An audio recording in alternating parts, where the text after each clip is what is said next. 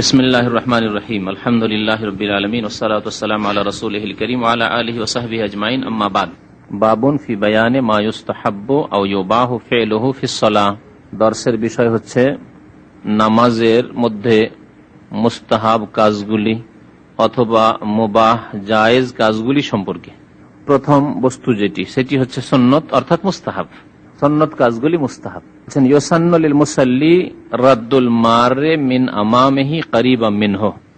প্রথম বিষয় যেটি মুস্তাহাব বা সুন্নত কাজ তা হচ্ছে যে কোন নামাজের সামনে দিয়ে মুসল্লির সামনে দিয়ে কোনো ব্যক্তি যদি অতিক্রম করে তাহলে তাকে বাধা প্রদান করা, তাকে যেতে বাধা দেওয়া, যে আমার সামনে দিয়ে যাবে না, নামাজের অবস্থায় বাধা দেওয়া। এটি একটি হরকত, নড়াচড়া কর্ম, যেটি নামাজের সাধারণত পরিপন্থী। কারণ নামাজের অবস্থায় কোনো নড়াচড়া করা, হরকত করা এগুলি কি নামাজের পরিপন্থী, কিন্তু নামাজের উদ্দেশ্যে শরীয়তি উদ্দেশ্যে করা যাবে। তার মধ্যে এটি একটি শরীয়তি উদ্দেশ্যে। একজন মানুষ নামাজের সামনে দিয়ে যাচ্ছে, তাকে তার জন্য হাত বাড়ানো যাবে, এই হরকত এমনি তো আর করা যাবে না, কিন্তু এই ক্ষেত্রে করা যাবে। আর এই কাজটি শুধু জায়েজ নয়, বরং কি সুন্নাত, সুন্নাত বলেন অথবা মুস্তাহাব, যা সুন্নাত তাই মুস্তাহাব। তাই বলছেন ইউসান্নু লিল মুসাল্লি, মুসাল্লির জন্য সুন্নত হচ্ছে রাদ্দুল মারে, অতিক্রমকারীকে বাধা দান করা। রাদ মানে তাকে রদ করা, বাধা প্রদান করা। মিন আমামিহি, তার সামনে দিয়ে, তার সামনে দিয়ে যে অতিক্রমকারী তাকে বাধা প্রদান করা। যে ব্যক্তি তার নিকটে আছে, কাছাকাছি, হাত দিয়ে বাধা দিতে পারবে, অর্থাৎ আপনার সেজদার জায়গার মধ্য দিয়ে অতিক্রম করতে আসছে, তাহলে সেখানে আপনার নামাজের জায়গায় দাঁড়িয়ে থেকেই হাতটা বাঁধা ছিল বুকের ওপর, বা রুকুতে ছিলেন, আপনি পট করে হাত বাড়িয়ে দিয়ে তাকে বাধা দিলেন, এটা চলবে। কিন্তু যদি আরো 2, 4, 5 হাত 10 হাত দূর দিয়ে সে অতিক্রম করে, তাহলে নামাজ ছেড়ে কি সামনের দিকে দৌড় দেবেন? না, এটা করবেন না। এই জন্য লেখক বলছেন কারিবা মিনহু, যে ব্যক্তি নিকটে আছে, নিকট দিয়ে যাচ্ছে আর হাত দিয়ে আপনি বাধা দিতে পারবেন, দেবেন। যতটা হাত দিয়ে বাধা দিলেন দিলেন, এর মধ্যে ঢুকতে দিলেন না, তার বাকিটা ইশারা যে দেখো সামনে দিয়ে যাবে না।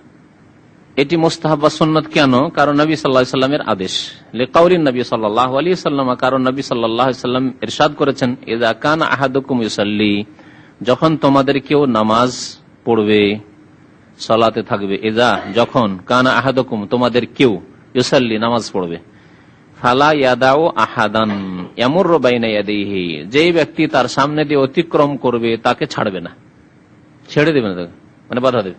ফালা ইয়াদাউ আহাদান, এমন কাউকে ছেড়ে দেবে না। ওয়াদা ইয়াদাউ মানে ছেড়ে দাও, এমন কোন ব্যক্তিকে ছেড়ে দেবে না যে ইয়ামুরু বাইনা ইয়াদাইহি, যে সামনে দিয়ে চলে যাবে, সামনে দিয়ে চলে যাচ্ছে আর আপনি ছেড়ে দিচ্ছেন যে আমি তো নামাজে ব্যস্ত আছি, না, বাধা দেন। ফাইন আবা, যদি অস্বীকার করে, বাধা দিলেন তারপরে না, ও জবরদস্তি যাবে, এরকম কিছু বেয়াদব টাইপের লোক আছে, জাহেল আছে, হয় বেয়াদব না হলে জাহেল, ওর নামাজের এহতেরাম নেই, আর না হলে মূর্খ জাহেল, জানেই না এই মাসলা। ফাইন আবা, যদি অস্বীকার করে বাধা মানতে, ফাল ইউকাতিলহু, তাহলে তার বিরুদ্ধে যুদ্ধ করবে, শাব্দিক অর্থে যুদ্ধ করবে। কাতাল ইউকাতিল মানে লড়াই করা, তার বিরুদ্ধে লড়াই করবে। কত তাকিদ তাহলে এই মাসলা রয়েছে নবী সাল্লাল্লাহু আলাইহি ওয়াসাল্লামের পক্ষ থেকে। ফাল ইউকাতিলহু, তার বিরুদ্ধে যুদ্ধ করবে। উলামারা বলেছেন যে যুদ্ধ করা মানে মারামারি লাগিয়ে দেবে না, বরং তার মানে ফালিয়াদফাহু বিল কুওয়া, বল প্রয়োগ করে বাধা দেবে। হাত দিয়ে ইশারার বাধা দিয়েছিলেন, থামছে না, এড়িয়ে চলে আসে, মানে হাতকে সরিয়ে দিবে, হাতকে এমন করে শক্ত করে দেবেন যাতে যেতেই না পারে। এটা হচ্ছে ইয়াদফাহু বিল কুওয়া, বল প্রয়োগ করে বাধা দেন তাকে আপনার জায়গাতে থেকে। কারণ একটি হাদিস আছে, ফাইন্নাহু শাইতান, এ হচ্ছে শয়তান। বাধা দেওয়ার পরেও, ইশারা করার পরেও সে মানলো না, যখন অমান্য করছে, জবরদস্তি যাবে, তার মানে সে শয়তান, ফাইন্নাহু শাইতান। আর শয়তানের বিরুদ্ধে জিহাদের, লড়াইয়ের আদেশ দেওয়া হয়েছে, সুতরাং এই শয়তানের বিরুদ্ধে জিহাদ করো, ঠিক আছে। আর এখানে বলা হয়েছে আরেকটি শব্দ, অর্থ একই, ফাইন্না মাহুল কারিন, তার সাথে তার শয়তান সঙ্গী রয়েছে। কারিন বলা হয় ওই সঙ্গীকে, যেই সঙ্গী মানুষের জন্মের থেকে তার সাথে নিযুক্ত করা হয়। এ সম্পর্কে হাদিস শুনিয়েছি, যারা শুনেছেন মনে আছে যে মানুষের জন্মের সাথে সাথে আল্লাহ রাব্বুল আলামিন তার সাথে একটি কি করেন, জিনকে নিযুক্ত করে দেন, আরেকটি ফেরেশতা নিযুক্ত করেন। ফেরেশতা একে বলা হয়েছে তার ভালো সঙ্গী, সেও সঙ্গী কারিন, কিন্তু ভালো সঙ্গী, সৎসঙ্গী। এ সৎসঙ্গী ফেরেশতা কি করে, তার হেফাজত করে, তার দেখাশোনা করে, সৎ পরামর্শ দেয়, এ হচ্ছে বেতানা সলেহা।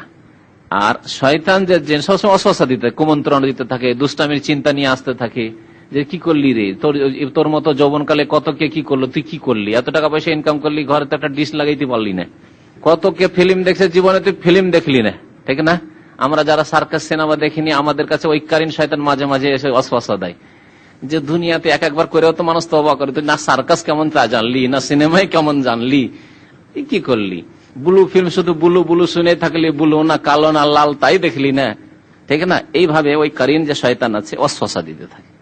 নবী সাল্লাল্লাহু আলাইহি ওয়াসাল্লাম কি বলছেন, ফাইন্না মাহুল কারিন, এই যে তোমার সামনে দিয়ে নামাজের সামনে দিয়ে নাফরমানি করে চলে যাচ্ছে আর বাধাও মানতে চাইছে না, বাধা দিয়ে চলে যেতে চাইছে, তার সাথে এখন তার গায়ে শয়তান সওয়ার আছে, ওই শয়তান যে শয়তান তার জন্মকাল থেকে ওর সাথে নিযুক্ত করা আছে, তার সাথে ওই কারিন তার বন্ধু আছে, শয়তান বন্ধু। এই শয়তান সারা জীবন যেহেতু মানুষকে যার সাথে নিযুক্ত আছে তাকে খারাপ কাজের জন্য কুমন্ত্রণা দিতে থাকে, অস্বসা দিতে থাকে, কাল কিয়ামতে ওর উপরে দোষ চাপাবে। পাপী লোকেরা, গুনাহগার লোকেরা ওই শয়তানের উপর দোষ চাপাবে। তখন ওই শয়তান কারিন করবে কি, বলছে আমার কি দোষ, জবরদস্তি করেছিলাম, তাকে বেঁধে রেখেছিলাম, নামাজ পড়তে যেতে দিনে তাকে জবরদস্তি করে গুনাহ করিয়েছিলাম। কালা কারিন সূরা কাফে কারিন বলে বলা হয়, কালা কারিনহু রব্বানা মা আতগাইতুহু, কারিন তখন আল্লাহর সামনে নিজের সাফাই পেশ করবে, রব্বানা হে আল্লাহ হে রব, মা আতগাইতুহু, ওকে আমি জবরদস্তি গুমরাহ করিনি, ওয়ালাকিন কানা ফি দালালিন বাইদ, সেই তো স্পষ্ট গুমরাহিতে ছিল, নিজেই পাপ করতো, আমি করিয়েছি জবরদস্তি করে, কখনো জবরদস্তি তার হাত পা ধরে বেঁধে করাইনি। কালা কারিনহু রব্বানা মা আতগাইতুহু ওয়ালাকিন কানা ফি দালালিন বাইদ, এই যে কারিন বলা হয়েছে, ওই কারিনের কথা এখানে বলা হয়েছে। এর সাথে ওই কারিন শয়তান এখন কাজ করছে, ওকে এখন আত্ম অহংকারের মধ্যে তুই যেতে দিবি না, আমি যাবো নামাজের সামনে দিয়ে, আমার কাজ আছে, বাধা কেন দিবি তুই, ঠিক আছে? রাওয়াহু মুসলিম, একটু দূর দিয়ে যেতে পারবে না, যাবে না, রাওয়াহু মুসলিম, হাদিসটি মুসলিম শরীফের। তাহলে এই হাদিসের আলোকে মুসল্লির জন্য সুন্নত হচ্ছে যদি তার সামনে দিয়ে কেউ অতিক্রম করে তাকে কি করতে হবে, বাধা দিতে হবে। এই কাজটি মুবাহ না মুস্তাহাব? সুন্নত বা মুস্তাহাব। লাকিন ইযা কানা আমামাল মুসাল্লি সুতরাহ আই শাইউন মুরতাফিউন মিন জিদারিন আও নাহবিহি ফালা বাসা আন ইউমাররা মিন ওয়ারাইহা, নামাজের সামনে সুন্নত হচ্ছে একটি সূত্রা রাখা। আরেকটি মাসলা, নামাজি যখন নামাজ পড়বে তো নামাজের দায়িত্ব হচ্ছে নিজের সামনে কি করা, একটি সূত্রা মানে আড় দেওয়া, যা কমের পক্ষে 5 হাত হইতে হবে, কেউ কেউ 1 হাত বলেছেন, যেমন লেখক 1 হাত বলেছেন, কিন্তু 5 হাত হইলেও হয়, 1 হাত হইলেও হয়, কারণ যেরকম বলা হয়েছে নবী সাল্লাল্লাহু আলাইহি ওয়াসাল্লাম হাদিসে আসবে হাদিসটি, যে উটের পিঠে যে সওয়ার হতেন সাহাবায়ে কেরামদের যুগে, নবী সাল্লাল্লাহু আলাইহি ওয়াসাল্লামের যুগে, তো উটের পিঠে একটু হেলানা দেওয়ার জন্য বা যে সিটটা আছে তার পিছনে একটা লকড়ি থাকে, সেই লকড়িটা পুরো 1 হাত হতো না, 1 হাতের চাইতে কম, 1 হাতের কাছাকাছি হতো। মিসলা মুআখিরাতির রাহল, যে তোমার বসার সিটটা আছে উটের উপরে, তার পিছনের ভাগে যে একটা লকড়ি আছে, কাঠ আছে, ওই কাঠটার সমান হইলেই হবে, আর সেটা সর্বনিম্ন হচ্ছে 1 হাত, এটা সর্বনিম্ন। তাহলে আধা হাত সূত্রা না চলবে না, 4 আঙ্গুলের উঁচা সূত্রা দেবেন না, কমের পক্ষে আপনার কাছে সূত্র থাকলে 1 হাত, 1 হাত, তার বেশি যত ভালো হবে তত ভালো, উঁচা এরকম সূত্রা দিতে হবে। তাহলে মুসাল্লি নামাজের দায়িত্ব হচ্ছে সূত্রা দিয়ে নামাজ পড়া, আর যে ব্যক্তি অতিক্রম করবে তার দায়িত্ব হচ্ছে যে নামাজের সামনে দিয়ে অতিক্রম না করা, যথাসাধ্য অতিক্রম না করা। আর যেতে হলে দূর দিয়ে যাওয়া, কাছে দিয়ে নয়, বিশেষ করে তার সেজদার জায়গা দিয়ে, যেই জায়গাটি তার নামাজের জায়গা তা দিয়ে যাওয়া তার জায়েজ নয় অতিক্রম করা। মুসাল্লি যখন সূত্রা লাগিয়ে দিল, সূত্রা বুঝতে পারছেন না, সূত্রা মানে আড়, সূত্রা লাগিয়ে দিল, শরীয়তি সূত্রা যেটা লাগিয়ে দিল, এখন সূত্রার বাইরে দিয়ে যদি কেউ অতিক্রম করে অসুবিধা আছে? এখানে সূত্রা আছে আর এটি সেজদার জায়গা, এত দূরের মধ্যে আমি সেজদা করছি, সেজদার জায়গা শেষ হচ্ছে, আর সূত্রা এর মাঝে বেশি ফাঁক রাখতে হবে না, একটা ছাগল অতিক্রম করার সময় সামান্য জায়গা, হয়তো আধা হাত জায়গা রাখতে পারে, খুব বেশি দূরে সূত্রা রাখবেন না, কারণ বেশি দূরে সূত্রা রাখলে অন্য মানুষ যারা অতিক্রমকারী তাদেরকে কষ্ট দেওয়া হবে।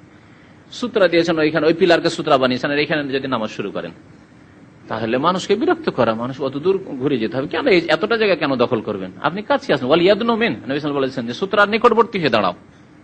সূত্রা দিয়ে দেওয়ার পরে তাহলে সূত্রার বাইরে দিয়ে যদি অতিক্রম করে তো কোনো অসুবিধা নাই। তাই বলছেন লাকিন ইযা কানা আমামাল মুসাল্লি, কিন্তু মুসাল্লি নামাজের সামনে যদি সূত্রা থাকে, সূত্রার ব্যাখ্যা করেছেন এই শাইউন মুরতাফিউন, উঁচা কোনো বস্তু, শাই মানে বস্তু, মুরতাফি উঁচা, মিজদারিন তা দেওয়াল হোক, আও নাহবিহি অথবা স্তম্ভ হোক, খুঁটি হোক, আর কিছু হোক, যে কোনো কিছু হোক না কেন, ফালা বাসা আন ইউমাররা মিন ওয়ারাইহি, তাহলে তার পেছন দিক দিয়ে মানে তারপর যে জায়গাগুলি রয়েছে সেখান দিয়ে যদি অতিক্রম করে তো ফালা বাসা, তাতে কোনো আপত্তি নেই, বাসা মানে কোনো অসুবিধা নেই, আপত্তি নেই।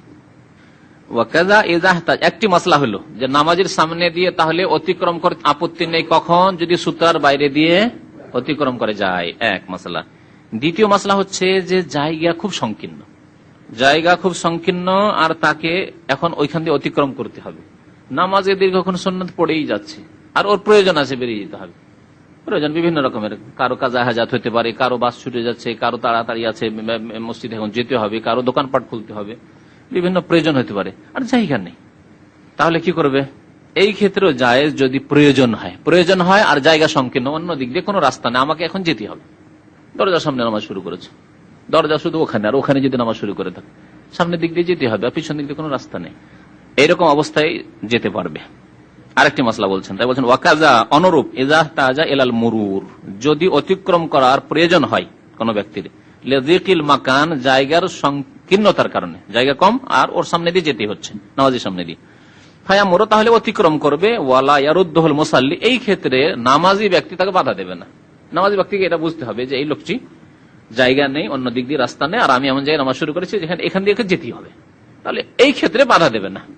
আপনি জায়গা আসল রাস্তাকে ব্লক করে রেখেছেন, লম্বা সুন্নাত পড়ছেন, মানুষের প্রয়োজন আছে, বিভিন্ন রকমের প্রয়োজন হতে পারে, আর আপনি বাধাও দেবেন না।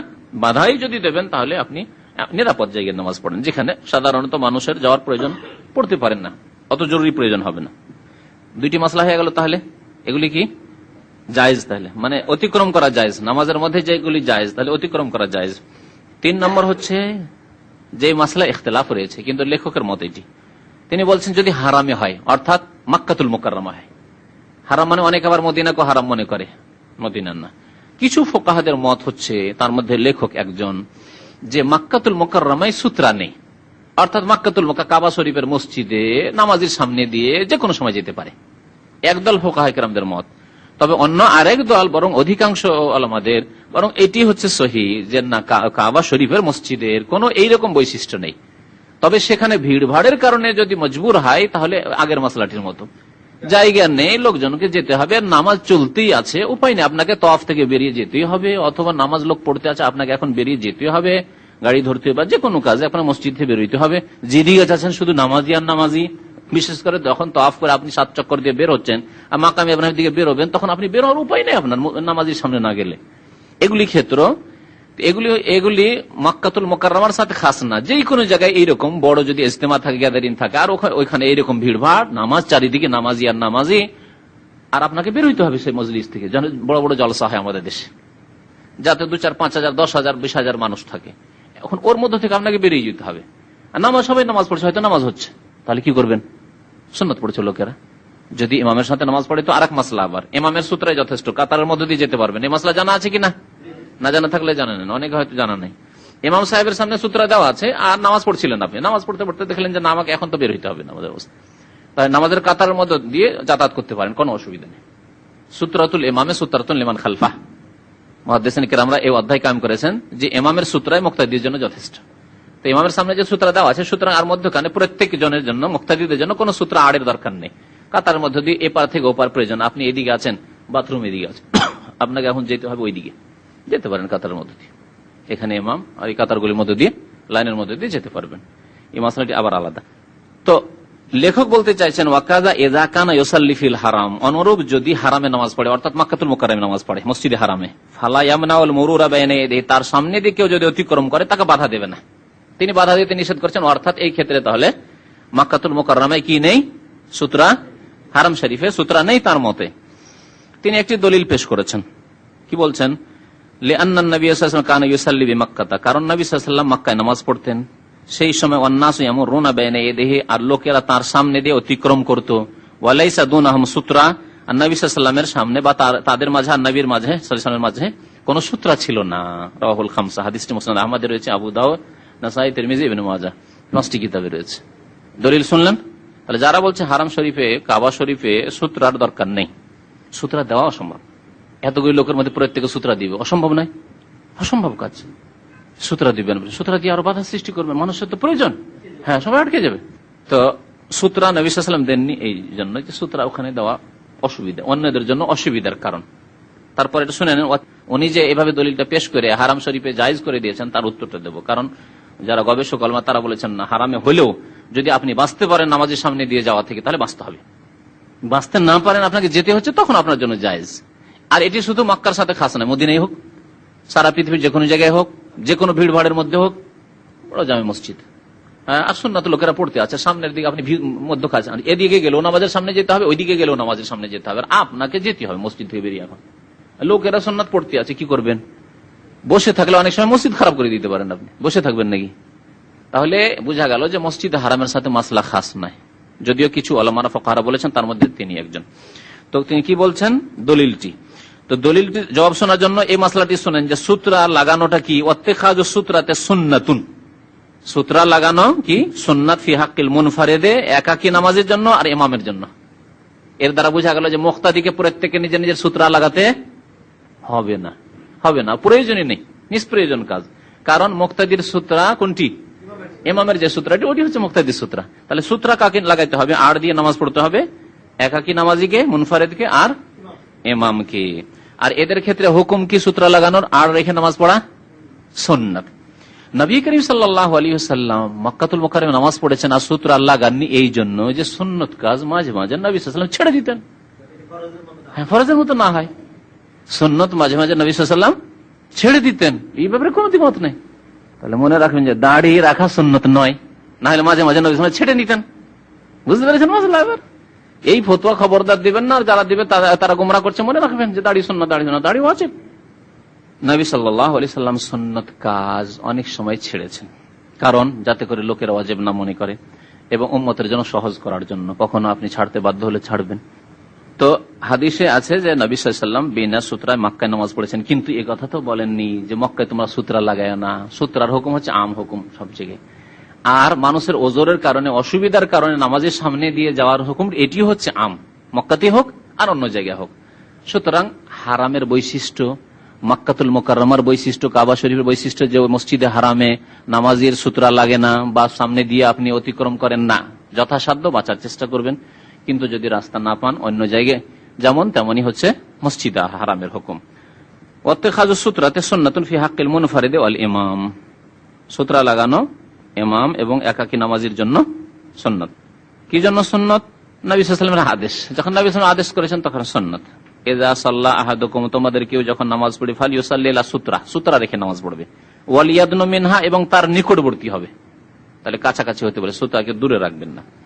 রাওয়াহু আবু দাউদ। মসজিদে অনেকে সুন্নাত পড়েন, মনে করছেন, মনে মনে নিয়ত করলেন যে আমার ওই যে দেয়ালটা আছে সামনের দিকে, না কি বলার দিকে, এটা ওইটা হচ্ছে সূত্রা, আর নামাজ পড়ছেন পিছনের কাতারে, সুন্নাত। যদি নিয়ত করেন যে আমার সূত্রা, ওইটা চলবে না, এটা সুন্নাতের খেলাফ। সুন্নাত হচ্ছে ওয়াল ইয়াদনু মিনহা, তার নিকটে এসে, সামনের দিকে কাতারে জায়গায় যখন খালি আছে, আপনি সুন্নাত পড়ছেন, পিছনে না পড়ে সামনের দিকে কাছে চলে আসেন, হয় দেয়ালের কাছে কাছে চলে আসেন প্রথম কাতারে, অথবা মধ্যখানে যে পিলার গুলি আছে পিলারের কাছে কাছে চলে আসেন, আর নিয়ত করেন যে আমার এই যে পিলারটি আছে এটি আমার সূত্রা, হয়ে গেল সূত্রা।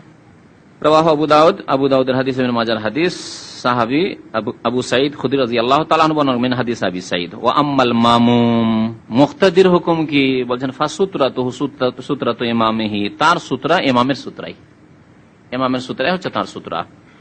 ওয়া লাইসা ইত্তিখাযু সূত্রাতি বিওয়াজিবিন, বলছেন সূত্রা লাগানো আড় রেখে নামাজ পড়া এটি ওয়াজিব নয়, ফরজ নয়, ওয়াজিব ফরজ নয়। কারণ কখনো কখনো নবী সাল্লাল্লাহু আলাইহি ওয়াসাল্লাম ছেড়েছেন, এর দলিল দিচ্ছেন হাদিস ইবনে আব্বাস। দেখেন নবী সাল্লাল্লাহু আলাইহি ওয়াসাল্লাম যদি আদেশ করেন আর যদি তা ছাড়ার কোনো প্রমাণ না থাকে, তো সাধারণত হুকুম হচ্ছে যে সেই হুকুমটি ওয়াজিব।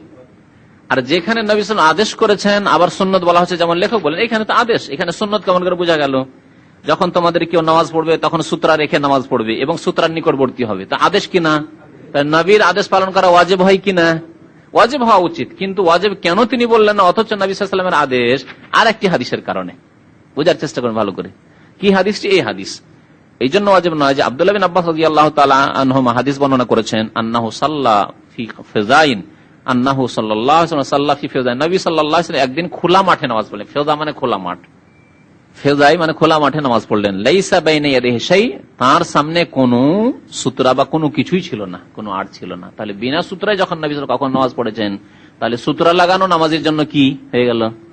দুই হাদিসের সমন্বয় করলে এক জায়গায় নবী সাল্লাল্লাহু আলাইহি ওয়াসাল্লাম ছেড়েছেন আর এক জায়গায় আদেশ করেছেন, তাইলে বোঝা গেল এই আদেশটি অবশ্যই পালনীয় নয়, সুন্নত, জি উত্তম পালনীয়, মুস্তাহাব বা সুন্নাত।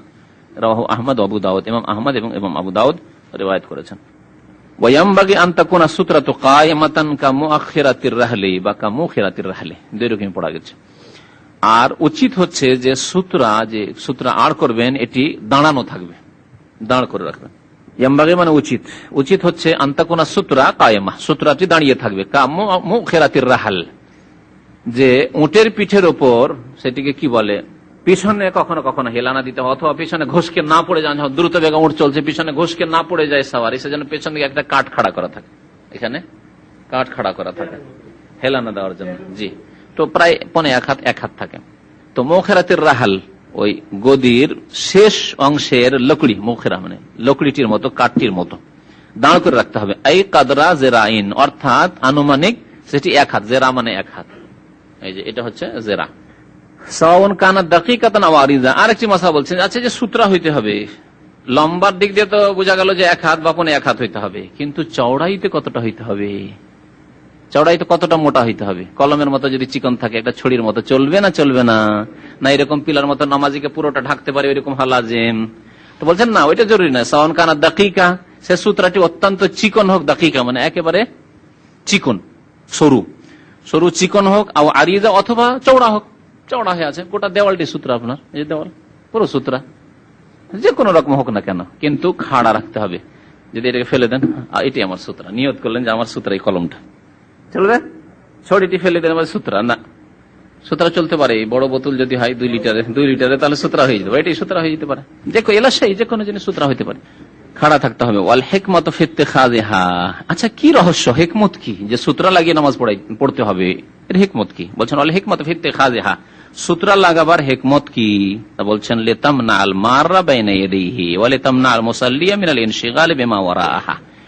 2টি উদ্দেশ্য, এক হচ্ছে মুসাল্লির নামাজের হেফাজত করা, যে সামনে সূত্র থাকলে সে তার সামনে আর কি হচ্ছে না হচ্ছে সেদিকে যাবে না, তার খুশু ঠিক থাকবে, অন্য কিছুতে সে মশগুল হয়ে যাবে না, অন্যদিকে মন চলে যাবে না, অন্য মনস্কতা আসবে না। আর 2 নম্বর হচ্ছে যে অতিক্রমকারী নামাজের সামনে দিয়ে গুনাহগার, তাকে গুনাহ থেকে বাঁচাবার জন্য। আমি যদি সূত্র না লাগাই তো অতিক্রম করে সামনের দিকে, তো সে গুনাহগার হবে, এর থেকে বাঁচাবার জন্য।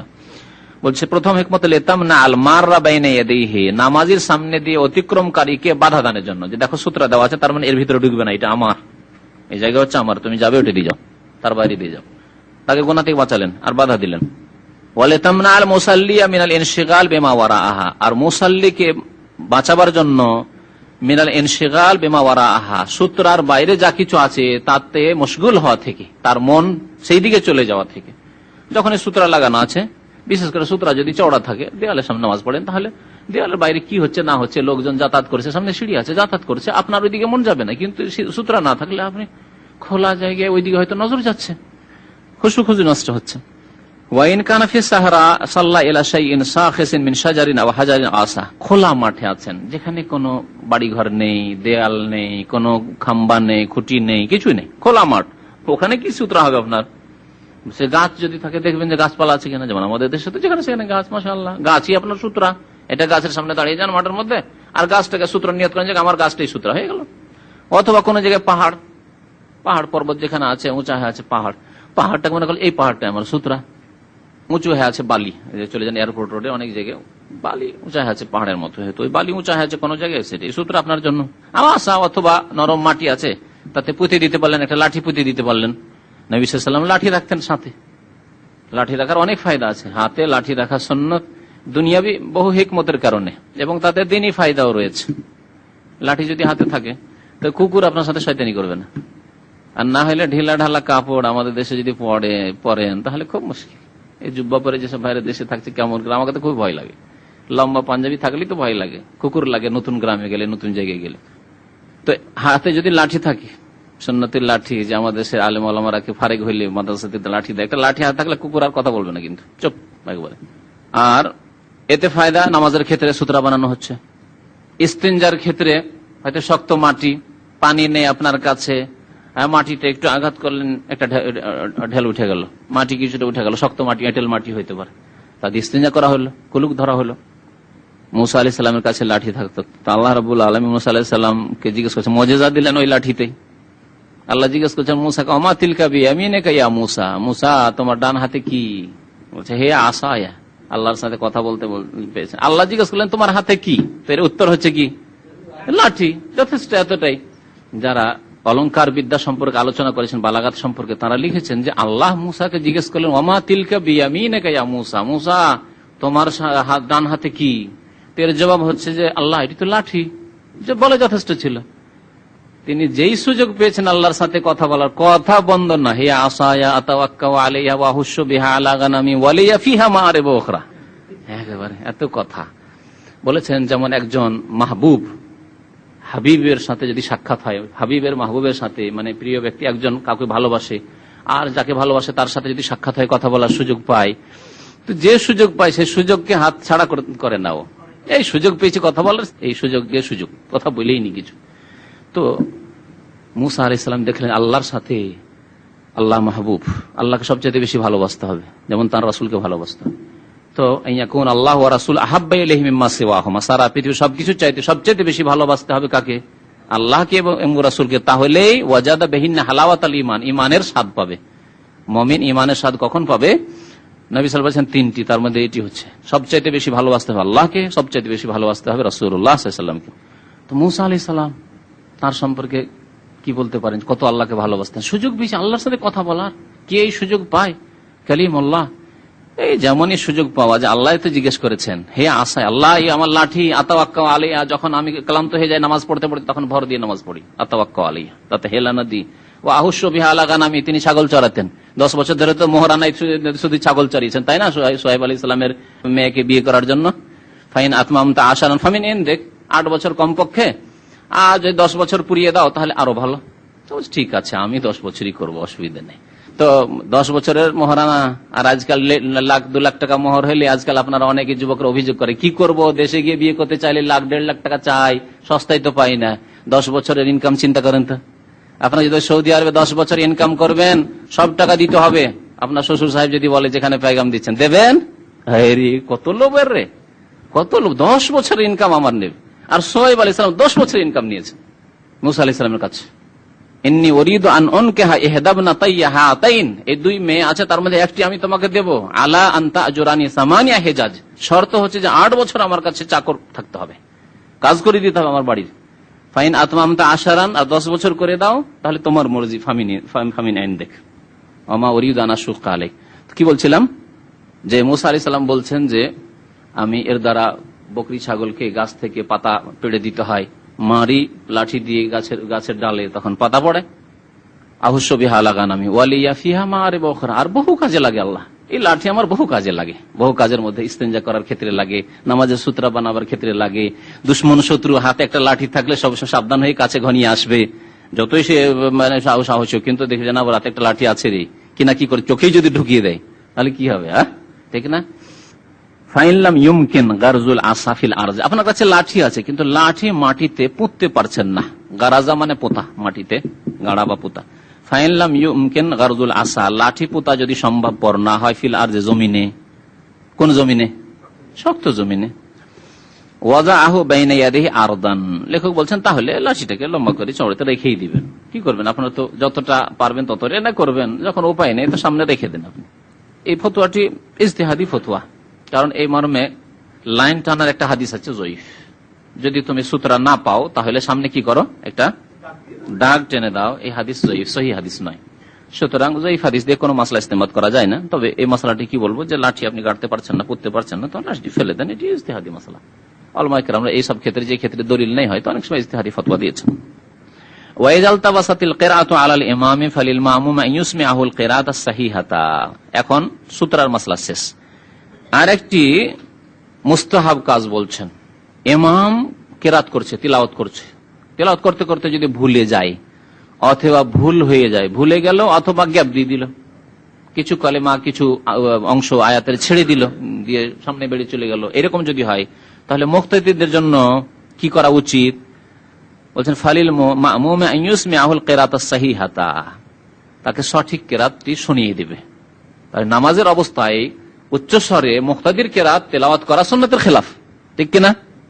সুন্নাতের খেলাফ মানে জায়েজ নাই। কিন্তু যদি ইমাম সাহেব ভুল করে, তার ভুল সংশোধনের জন্য আয়াতটা বা আয়াতের অংশ বিশেষ পড়ে দিতে পারে। তাই বলছে ওয়াইজাল তাবাসাতিল কিরাআতু আলাল ইমাম, ইমামের উপর তেলাওয়াত করতে গিয়ে যদি তেলাওয়াত গড়বড় হয়ে যায়, ইলতিবাসা মানে গড়বড় হয়ে যাওয়া, এক আয়াত অন্য আয়াতে ঢুকে যাওয়া, ইলতিবাস।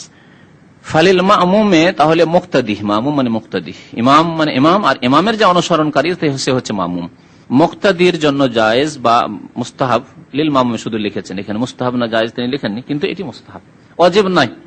অনেক মুক্তাদিরা মনে করে, আমাদের দেশে মুক্তাদিরা এখানেও দেখা যায়, ইমামের একটু ভুল হয়ে গেছে, ওরা পাছা ছাড়ছে না, ধৈর্য বসেছে ওকে, আরে চলে গেছে, হয়তো পার হয়ে চলে গেছে, একা টান দিয়ে পড়ে নিয়েছে, না ওকে একবারে জবরদস্ত করে টেনে নিয়ে আবার ঢুকাইবে ওখানে, আরো ঝামেলায় পড়তে পারে সে।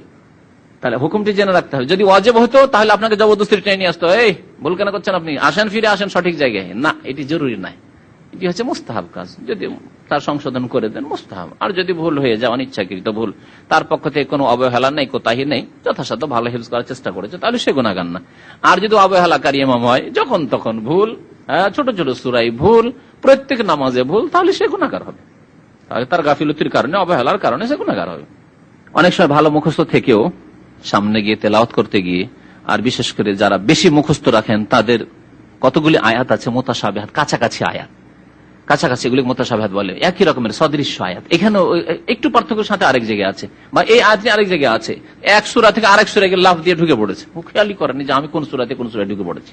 হয় এটা অল্প স্বল্প যাদের মুখস্থ আছে তারা বুঝতে পারবেন, এটা যাদের বেশি মুখস্থ তারা বুঝতে পারবেন, কিন্তু তবে বেশি হবে না, কখনো হইতে পারে।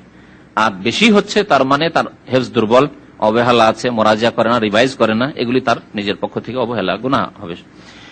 ফালিল মামুমে, মুক্তাদির জন্য উচিত কি আইয়ুসমিআহুল কিরাত আস-সাহিহাতা, সঠিক কিরাতটি, তেলাওয়াতটি বা আয়াতটি শুনিয়ে দেওয়া, যে এইভাবে পড়ে শুনিয়ে দিন, কথা বলা যাবে না।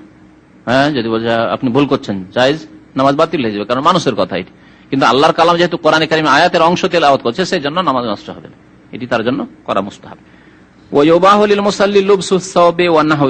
এখন মুবাহ বয়ান করছেন, মানে জায়েজ কাজ একটি বয়ান করছেন, নামাজের অবস্থায় কাপড় পরিধান করা জায়েজ। কাপড় পরিধান করা, ওয়ানাহবিহি বা এই ধরনের কোন কাজ, ও হামলু শাইইন বা কোনো কিছু উঠানো, কোনো কিছু রাখা জায়েজ। মাসলাটিকে প্রয়োজনের মাফিক নিতে হবে, অনুপাতে নিতে হবে, প্রয়োজনের অতিরিক্ত নাই। ধরেন টুপিটা পড়ে গেছে, টুপিটা উঠিয়ে যদি মাথায় দিয়ে নেই, তো এই ক্ষেত্রে বলা যেতে পারে জায়েজ। গুতরাটা পড়ে গেছে, যদি উঠিয়ে দিয়ে নাই তাহলে জায়েজ। আজকাল মোবাইলের ফিতনা সবচেয়ে বড় ফিতনা নামাজে, ঠিক না? সুতরাং এই মশলা আরো বেশি করে জানতে হবে।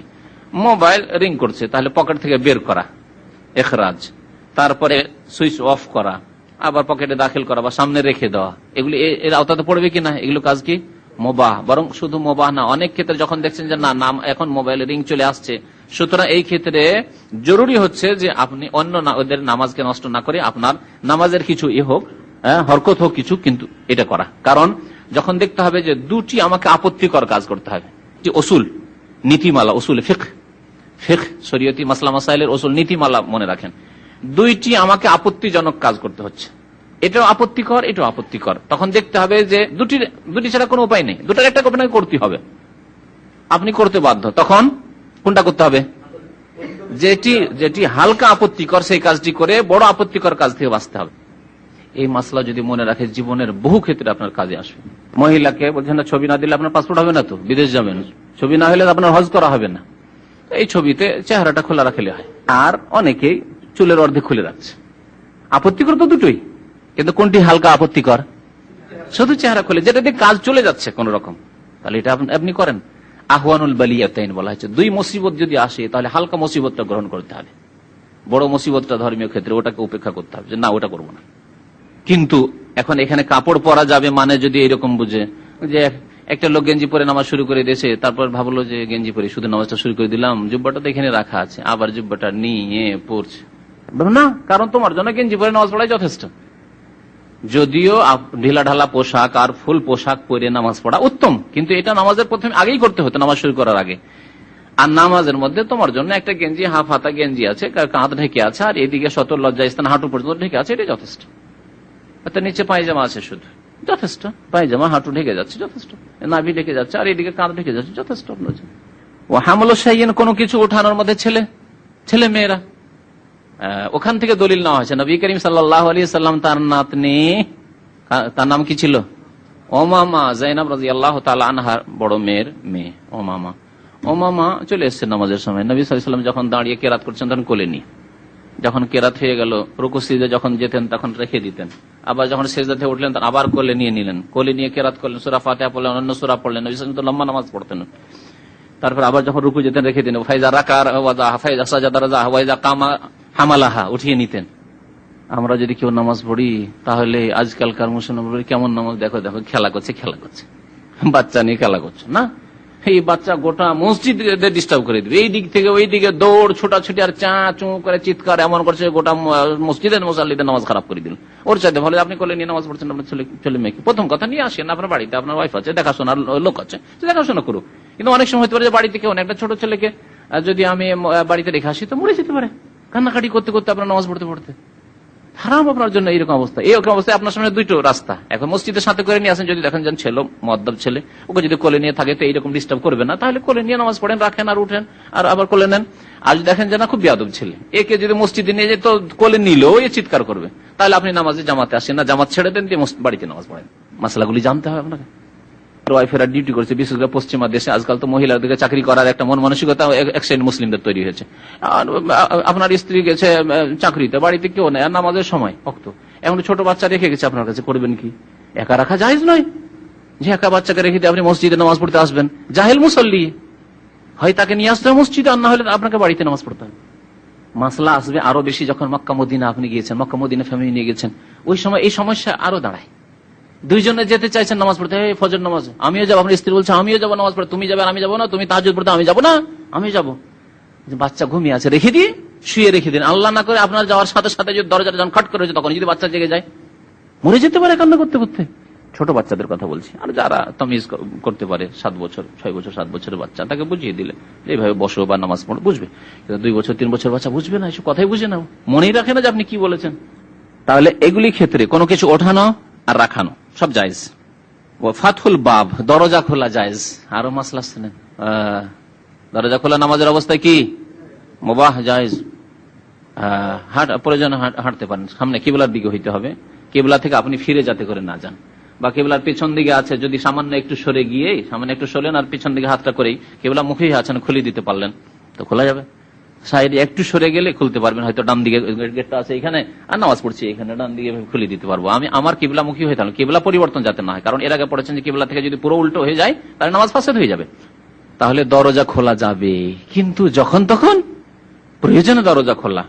একজন মেহমান এসছে, এমন ব্যক্তি এসে যার সাথে আপনার জরুরি কথা আছে, তা সে জরুরি কাজের জন্য এসছে, আর এই অবস্থা বা দূর থেকে এসছে, আপনি যদি এখন দরজায় সে বেল মারছে নক করছে, দরজা না খোলেন সে ফিরে চলে যাবে, সে কত হয়রান হবে, আপনি কত হয়রান হবেন। এইসব ক্ষেত্রে দরজা খোলা যাবে না? যাবে না। আর দিন ইউসরুন, দিন সহজ, দিন এত সহজ যে আপনার সামান্য কষ্ট হওয়ার জন্য যদি 4 রাকাত নামাজকে আল্লাহ 2 রাকাত করে দিতে পারেন, জোহর আসর একসাথে আল্লাহ পড়ার অনুমতি দিতে পারেন, মাগরিব এশা একসাথে পড়ার অনুমতি দিতে পারেন, তাহলে এই ক্ষেত্রে আপনার এত পেরেশানি হয়ে গেল যে এই লোকটা তো আমার জন্য দেখা সাক্ষাৎ ফরজ ছিল, টাকা পয়সা পেতেন তার কাছে, সে এসছে নক করে টাকা দেওয়ার জন্য আপনাকে, আর কখনো হয়তো দেখা হবে না তার সাথে, আর আপনি বলছেন না আমি নামাজে আছি, ব্যস্ত আছি, আমি খুলবো না, ও বেল বাজেগা, এটা অজ্ঞতা এগুলি। তাহলে প্রয়োজন, এগুলি হচ্ছে প্রয়োজন, প্রয়োজনের ক্ষেত্রে দরজা খোলা যাবে। ওয়ালাহু কাতলু হাইয়াতিন ওয়া আকরাবিন, এইরকমই নামাজের অবস্থায় সাপ হত্যা করা যাবে, ওয়া আকরাবিন বিচ্ছু হত্যা করা যাবে, এইরকমই কষ্টদায়ক যে কোনো জীবজন্তু, কষ্টদায়ক যা আপনাকে কষ্ট দিতে পারে বা আপনার আশেপাশে কোনো লোককে কষ্ট দিতে পারে, অথবা আপনার ছেলে মেয়েরা রয়েছে তাদেরকে কষ্ট দিতে পারে, এরকম কিছু। লিআন্নাহু সাল্লাল্লাহু আলাইহি ওয়াসাল্লাম আমারা বিকাতলিল আসওয়াদাইন ফিস সালাতে, কারণ নবী করিম সাল্লাল্লাহু আলাইহি ওয়াসাল্লাম নামাজের মধ্যে 2টি কালো পশুকে বা কালো জীবকে হত্যা করতে আদেশ প্রদান করেছেন। তা হচ্ছে, একটি হচ্ছে আল হাইয়াতু ওয়াল আকরাবু, সাপ, আর একটি হচ্ছে বিচ্ছু। রাওয়াহু আবু দাউদ। এর উপরে অন্যান্য কষ্টদায়ক যে কথাটি বললাম সবগুলিকে কিয়াস করা হয়েছে, এই ক্ষেত্রে কিয়াস রয়েছে শরীয়তে, কারণ এখানে সাপকে হত্যা করার অনুমতির হিকমত কি? কষ্ট থেকে বাঁচা, বিপদ থেকে বাঁচা। এরকম বিচ্ছুকে হত্যা করার আদেশ নামাজের অবস্থায়, উদ্দেশ্য হচ্ছে, হিকমত হচ্ছে কি? বিপদ থেকে বাঁচা। ওই রকমই যদি কুকুর, এমন কুকুর হয় যে কুকুর যাকে তাকে কামড় দেয়, আর কুকুর আপনার ঘরে ঢুকে গেছে আর বাচ্চারা আশেপাশে খেলা করছে, ওই অবস্থায় যদি আপনি নামাজ পড়তে থাকেন, সিজদায় পড়ে দোয়া করতে থাকেন, বাচ্চাদেরকে যদি কামড় দেয়, এটা কষ্টের কারণ নয়? অবশ্যই। রাওয়াহু আবু দাউদ ওয়া তিরমিজি ওয়া সাহাহু, হাদিসটি আবু দাউদ রয়েছে, তিরমিজিতে, এবং ইমাম তিরমিজি হাদিসটিকে সহিহ বলেছেন। লাকিন লা ইয়ামবাগি লাহু আন ইউকসিরা মিনাল আফআলিল মুবাহাতি ফিস সালাতি ইল্লা লিদারুরাহ, যে কথাটি বলছিলাম সেই কথা বলছেন। তবে উচিত নয় যে জায়েজ কাজগুলি নামাজে অধিক পরিমাণে করবে, এটি উচিত নয়। যে জায়েজ সেই জন্য আপনি, যেমন কাপড় পরা জায়েজ, মানে আপনি যখন তখন আপনি ডেলি টুপি আপনি উঠাচ্ছেন আর পরছেন, হ্যাঁ, ডেলি আপনি গুতরা নামাচ্ছেন আর উঠাচ্ছেন আর সোজা করছেন না, বিশেষ প্রয়োজনে। ডেলি ডেলি আপনি ছেলেকে কোলে নিয়ে আসছেন আর কোলে করে ডেলি ডেলি নামাজ পড়ছেন, কখনো কখনো নবী সাল্লাল্লাহু আলাইহি ওয়াসাল্লাম একবার করেছেন। তবে যদি বাধ্য হয়, জরুরত বাধ্য না হলে এগুলি কাজ, জায়েজ কাজগুলি নামাজের মধ্যে করবে না, যথাসাধ্য বর্জন করে। ফাইন আকসারা মিনহা, বেশি বেশি যদি করে, মিন গায়রি, বিনা প্রয়োজনে বিনা জরুরিতে, কানাত মুতাওয়ালি, আর তার যদি একটা না হয়, নামাজের মধ্যে যে কাজকর্মগুলি করছেন সেগুলি একটা না, পরপর করেই যাচ্ছেন আপনি, বেশি যদি হয় আবতালাতিস সালাত, নামাজ বাতিল করে দেবে, এতে নামাজ বাতিল করে দেবে। লিআন্না যালিকা মিম্মা ইউনাফিস সালাত ওয়া ইশগুল আনহা, কারণ এগুলি হচ্ছে নামাজের পরিপন্থী এবং নামাজ থেকে মশগুলকারী।